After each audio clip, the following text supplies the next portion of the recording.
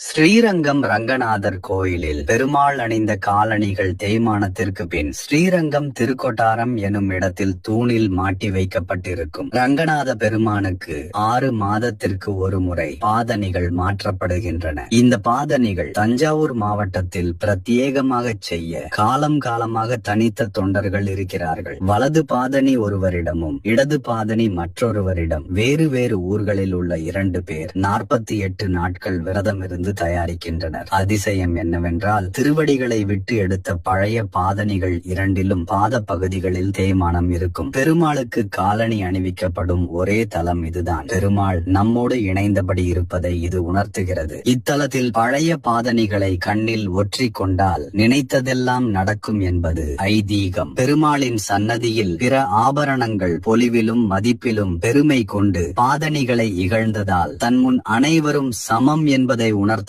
நான் என்ற அகங்காரத்தை நீக்கவும் 2 பாதங்கள் பொறிக்கப்பட்ட சடாரியை நமக்கு அருளினார் பெருமாள்.